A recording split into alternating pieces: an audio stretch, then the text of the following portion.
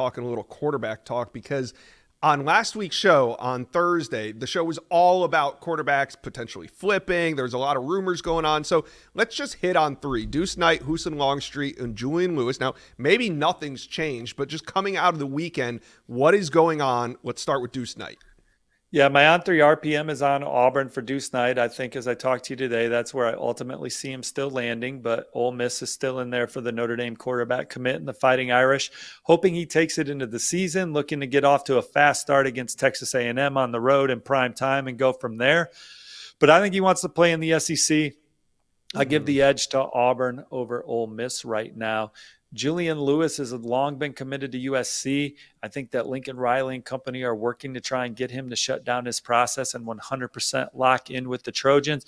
If they do that, they will stop flirting with Husan Longstreet. Talked with Husan Longstreet's family last week. They have had some exciting dialogue with USC, certainly sees why it's an exciting place to go play quarterback. It's close to home, but I still like where Texas A&M stands with Husan Longstreet right now. They're saying all the right things. His dad told me it's going to be a tough flip. So we'll see what happens, though, if USC really has to turn it up for Husan Longstreet. Right now, I think they're trying to shut things down with Julian Lewis. I don't get the feeling, today's August 12th. We're a couple of days away from the high school season starting. I don't get the feeling that we're going to get any word from Julian Lewis on whether or not, he's solid and do you think he should, or do you think that, hey, he has all the leverage here and we know he wants to watch USC into the season. So why come out and say anything anyway? Well, it's a crucial week, I think. I don't know if he has all the leverage anymore. If USC can get in on another quarterback, if he truly wants to go to USC, he risks them going another way.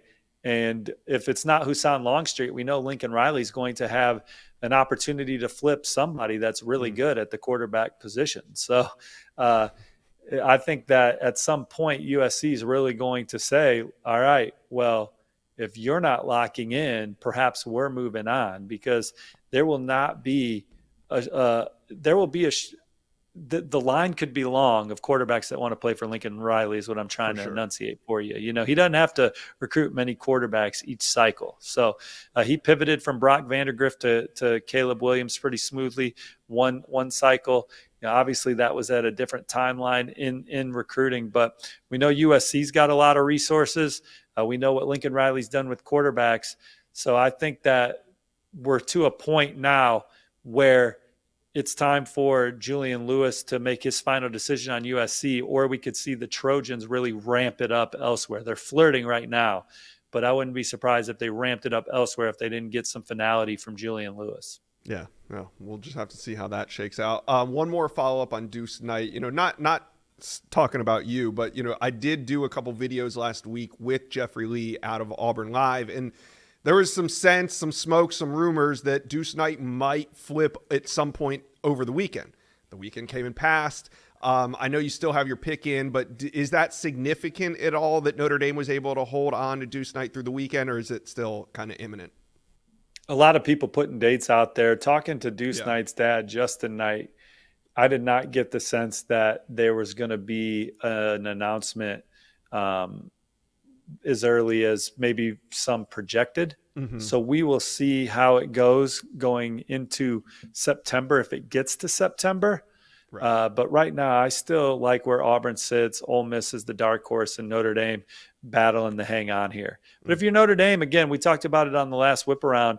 You love Deuce Knight for what he brings to your room and the way he can compete in South Bend, and he brings a skill set that they don't have on the roster. They've kind of put a standard in that room with the way they've recruited the position, from Kenny Minchie to CJ Carr to what they hope is Deuce Knight. But CJ Carr, the returns around him are that he's the real deal. You expect him to at least be a 2-year starter before going potentially pro. And then, they got a good quarterback committed there in the 2026 class as well. All right. Well, guys, tap in with us. Let us know, how do you guys think these quarterback dominoes are going to fall? Does Deuce Knight flip? What about Longstreet and Julian Lewis? And if those guys at the top make a move, we know the QB dominoes will be affected all the way on down. So let us know. Comment section below.